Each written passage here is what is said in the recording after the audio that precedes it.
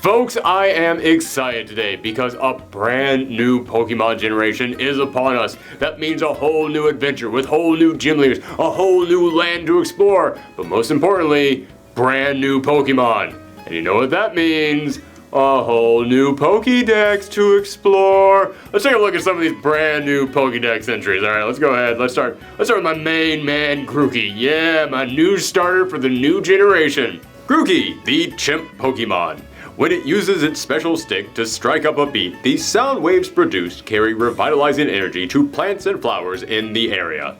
Oh, I love that! He's like a little drummer environmentalist monkey. Isn't that just so cute? Let's keep going. Oh, we gotta talk about Yamper, the brand new electric corgi. It's an actual Thorgi in the game. We gotta talk about that.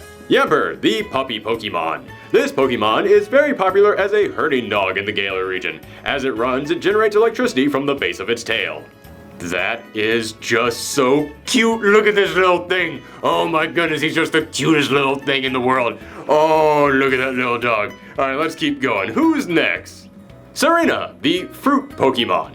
This feared Pokemon has long, slender legs and a cruel heart. It shows no mercy as it stomps on its opponents.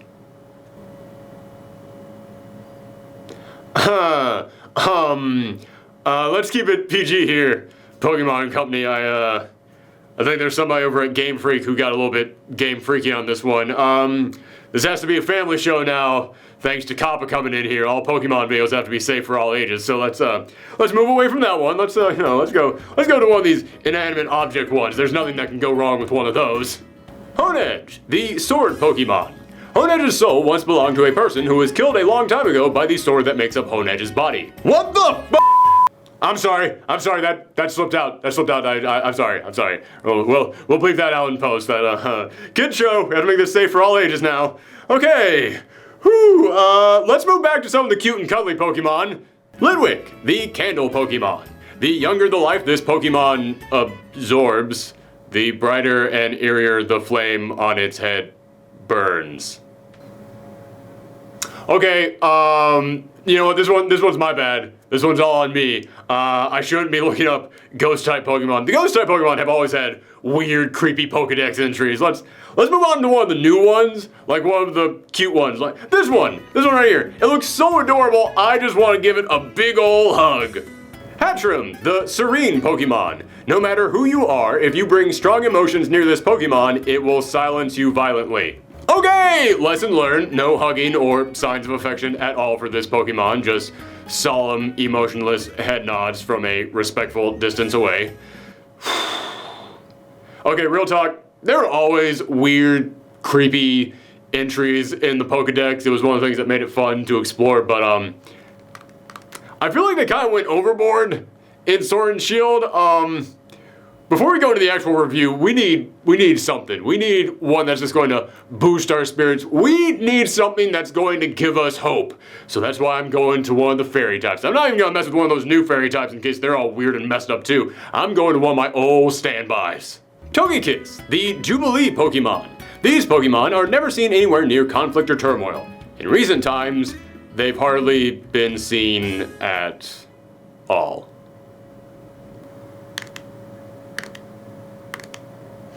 Let's just go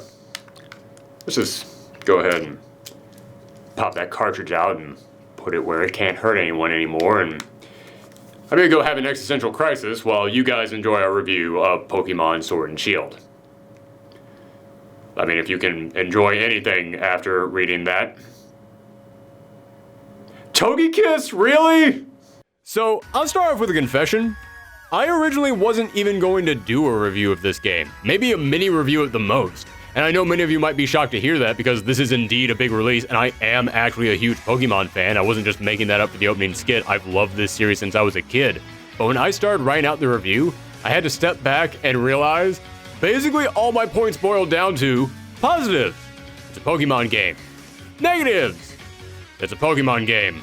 Because I feel like all Pokemon games want to be someone's first Pokemon game. And that's great, because Pokemon is a game for younger audiences. It's for kids. So the idea of every generation of Pokemon games being a new starting point for a new generation of kids, is fantastic. But Pokemon isn't just a great series for kids, it's also an enjoyable franchise that's addictive enough to have held on to its fan base for 20 plus years at this point. And I feel like with every new generation of games, that older Pokemon fan base keeps asking for more. And we rarely ever get it. But let's get into it. As I said, yes, Sword and Shield are another Pokemon game, and Pokemon has not lasted over 2 decades at this point because Pokemon games aren't fun. They're incredibly fun, especially starting out your adventure. Going out there into the world and finding all the new Pokemon is always a blast. And I have to say, Sword and Shield gave us some really good new Pokemon. I tried to avoid all spoilers, so when I went out there into the tall grass, I was genuinely pleased with what I got. This is a great new crop of Pokemon. In fact, some of my favorites in all 8 gens of this game come from this installment. And I know someone is going to say, yeah, but what about this one? There will always be that one. Every generation will have a few Pokemon that aren't winners, but the good significantly outweigh the bad in this one. And when it comes to catching Pokemon, there is one big new addition to this game, the Wild. An open area that you can roam around and find, well, anything.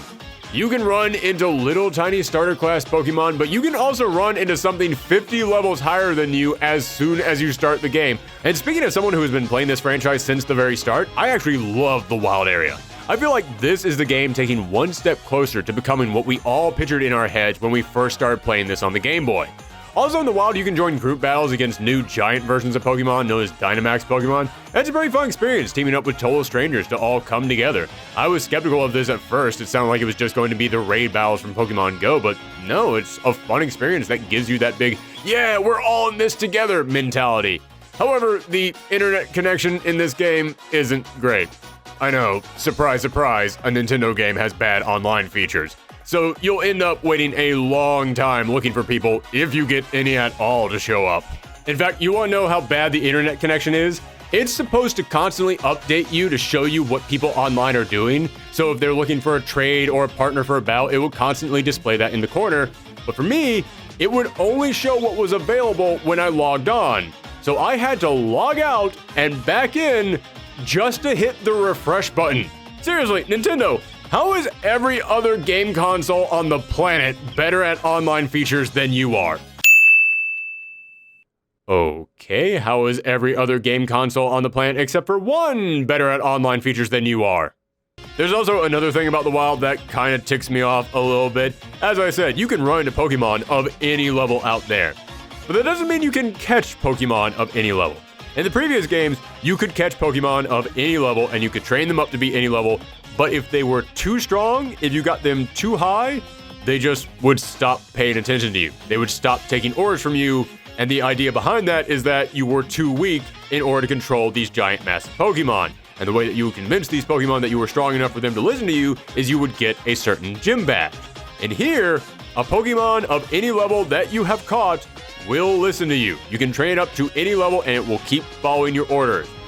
However, you just can't catch Pokemon of certain levels until you have the corresponding gym badge. And this drove me nuts at times. There were so many times I would be out in the wild and I would see a Pokemon that I want to catch, and then the game just wouldn't let me catch it.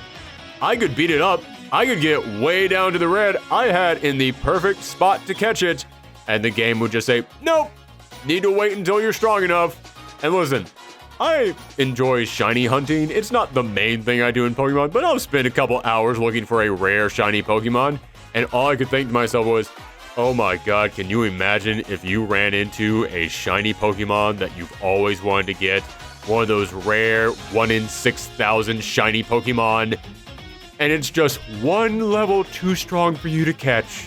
So there's nothing you can do about it. I would probably be so heartbroken, I would throw this game in the trash and never pick up Pokemon again. However, those small problems aside, I still do really enjoy the Wild, and there's a lot of other small quality of life improvements that just made this a more enjoyable experience. Like eggs hatch way quicker. It was always a pain in the butt in the previous games to hatch an egg. You had to spin around in a circle for days, it felt like.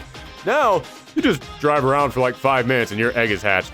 And you also no longer have to go to a Pokemon Center to swap your team out with Pokemon that you have in storage.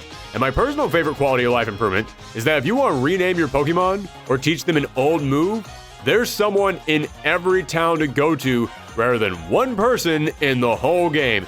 It's small stuff like this that seems like it's obvious and should have been done a long time ago, but it wasn't, so I'm glad it's finally happening. Oh, and real quick side note, speaking of renaming your Pokemon, just to clear it up because I know someone in the comments is going to ask, in every Pokemon game, I name my guys around a theme, and in this one, the theme was music. So if you're wondering why I name my guys Bad Religion, Seven Nation Army, or Highway Star, no, they're not JoJo's references, they're music references. Now you know. Another thing about this game that I felt was a huge improvement compared to the previous games, the gym leaders have so much charm. In the previous game, you'd get something to them, but here, each character, with their dialogue and the way they cheer on their Pokemon in battle, even just down to how they throw their balls out, just oozes with personality. Listen, I'm one of those weird people who actually likes the humans in Pokemon just as much as the actual monsters themselves, so this was greatly appreciated to me. You can even go around and collect trading cards of each of the trainers in this game, and they come with stats on the back and a little bit of history on each of them. Again, speaking as someone out there who really likes the gym leaders in Pokemon, I love this. I want this to come back in every single game, and I would say that if I had to rank my top 10 Pokemon bosses, at least 4 entries on that list would come from this one game, with Rayhan sitting right there at the top. I love this selfie-taking dragon trainer. Although, there's still one thing that this game could do to add a little bit more personality to these trainers. We're now on the Switch. We're now on a modern home console. We're not on handheld anymore. It's time we finally got voice acting in this game. It is finally time that we actually gave these characters a voice. In the previous games, I always cut them some slack simply because it was on a handheld system. But now, when you see these big characters just brimming with personality, and you see their mouths moving as if they're actually forming the shapes of the words that they're saying, and yet there's still nothing coming out of there, yeah man, it's just weird. It's finally time that we actually give these characters a voice. But enough about how it sounds. I know that there are some people out there who have complained about how this looks, and yes, there are some rough patches or glitches that I've seen pop up, but I actually think the Pokemon themselves look good. I know there's this whole argument going around about how Game Freak said that they were leaving out over half the Pokédex so that way that they could work on new features, and that was mistranslated to mean that they were working on brand new designs for all the Pokemon and completely throwing out all their old frameworks, and they were going to completely come up with new stuff. But then some people on the internet did some digging and they found that the wireframes from the old... you know what? I just realized that if I go into any further details about this controversy, it will drag this review down to a quagmire the likes of which I will never escape from, and real talk, I don't care one way or another enough to pick sides in the Civil War. So, long story short, sacrifices were made. People thought those sacrifices meant this game was going to look better than it does. It doesn't. People are mad about it. But while I can understand wanting this game to look better, it's not like they just copied and pasted the graphics from the old DS game. They actually did do work on this. They did clean the Pokemon up. They did add more emotions to the humans. They did make some of the moves look more detailed. Granted, some of the moves still stink. I mean, can we all agree at this point there's no reason why a Pokemon should do a move by just jumping up and down? I mean, we're past that, right? But aside from that, I did enjoy how well the overall aesthetic and art style of this franchise looked in these new graphics. Especially when you're in a camp and you see your Pokemon running around and playing or eating curry. It's charming, and I appreciated the work that went into it. But if I had to pick out the best thing about this game, the biggest step up, it's the music. I always enjoyed Pokemon's music. It was always distinct and had a lot of spirit behind it. But here, they went all out. This game easily has my favorite tracks of the entire franchise. The gym battles that captures the feeling of a cheering crowd, the bagpipes that lend itself to the open world of the wild, or the rock version of the battle track for Team Yell that actually made me look forward to these battles more than any other in the entire game. They're all spot on perfect. Speaking of Team Yell, I know a lot of people have complained that they're too similar to Team Skull from the last game because instead of being an evil organization, they're just another group of punk kids. But I actually think it works here, because since Sword and Shield are set in an area based around the United Kingdoms, it plays into the famous trope of rowdy British soccer hooligans. So I kind of enjoyed seeing that character type being translated into the Pokemon world as they're causing chaos and mischief, not because they're bad, but because they believe it supports their favorite trainer and their favorite series and their favorite... Oh my god! It just hit me. The Pokemon Company literally made the bad guys in this game a toxic fan base. That is some Alakazam levels of foresight right there. However, with each of the positives I gave this game, I keep feeling like they could have gone a little bit further. And I think that sums up the frustration of someone who has been a fan of this franchise for a long time. With each Pokemon generation, this series moves ahead by one step, and the fans keep asking it to move ahead by two. And with this installment, we're now going up to a home console for the very first time, something that we've been asking for forever. Meaning, we're also going up $20 in the asking price. And I look at this installment and I think, yeah, I think they finally went up by 2 steps. They're finally going up the number of steps we've been asking them to move up. But when I look around at the rest of the gaming landscape and what else is possible on the Switch and how we're now asking to pay a higher price for this, it almost feels like for this generation they should have gone up by 4 or 5 steps. One of the biggest improvements I feel like this game needed to make, and essentially the entire Pokemon franchise in general needs to start working on, is its story. They need to start giving us a little bit more, give us something a little bit different, a little deeper. And I know people are going to say, well, these are for kids, but have you seen some of the movies or cartoons out there that are aimed at kids these days? They can get pretty deep. Kids can understand larger stories than you give them credit for. And not only do I feel like this game doesn't do anything with its story, I feel it's almost a step back. The last generation, Sun and Moon, actually gave us something pretty solid with Lily and her character growth and her relationship with her mother. But here, there's pretty much nothing other than we have to learn the secrets of these ancient Pokemon, and yeah, we've done that before. A lot. In fact, at the very end of this game, they give you hints of a deeper storyline, but it feels like everything revolving around that deeper storyline happened off screen. So there's no reference for what anybody is talking about, and there's no setup for any of it. And because of that, when the big villain comes in here at the end and goes, I'm doing this because of X, all I could think was, what? Explain yourself. Because I don't know what anybody is talking about, but based on what you just said, it feels like there is a big important issue here that needs to be discussed, and you might actually be correct, bad guy. I mean, not so much in your methods, but at least in your motivation, so maybe we actually should discuss what exactly it is that you're concerned about. No, we're not discussing any of that. We're just going to now fight a legendary Pokemon that we have not heard about throughout this entire game that suddenly showed up. Cool. Yes, I know that this game is largely aimed at kids, so you don't need to come up with a story that is that big and deep and serious.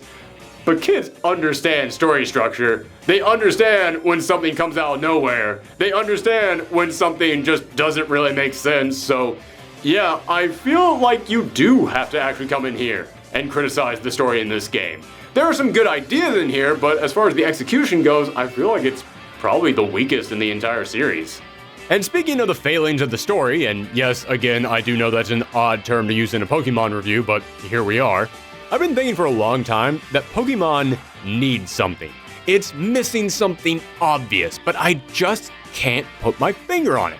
And in this game, it finally hit me. Pokemon needs side quests. Lots and lots of side quests. When I went into the final town, it was this huge bustling city, and it still just had the exact same people in there from all the other towns just saying, Pokemon are great, aren't they? As I said, there are a lot of people out there who like the characters in Pokemon. So go with that. Give us more characters with unique quests, or take the ones already here and flesh them out. And it's not like there aren't opportunities for that. When I went to the second gym, I found the gym leader Nessa hanging out by the lighthouse, and she was talking about how much she likes hanging out there, and there's a statue out front that says, dedicated to the 2 Pokemon that rescued the lighthouse. And I thought, oh, there's a story here. There is a story that we can totally explore. You do not explore that story. Or they keep mentioning that there's a minor leagues in the Pokemon League. You're battling all the gym leaders in the major leagues, but every time that someone brought up the minor leagues, I kept thinking to myself, oh, that would be awesome. Did you just find a way to double the gym leaders? Are there going to be a ton of mini bosses for us to fight in the minor leagues? Nope, never seen any of that. And you guys know how Pokemon works. There are so many items to collect for Pokemon, or so many moves for them to learn. But the way that you do 90% of that in the game is you go up to someone, say hi, and then they give you that thing. That's fine for some of these items, as I said, there's a ton of them, but I want to see some of the better items and moves put behind big, fat side quests. And it's not like they don't try in here. There's a little girl in one town who hands you a letter to take to an old man in another town, and that's got a twist ending to it. But that's pretty much all there is to the quest. Just hand off this letter. Done.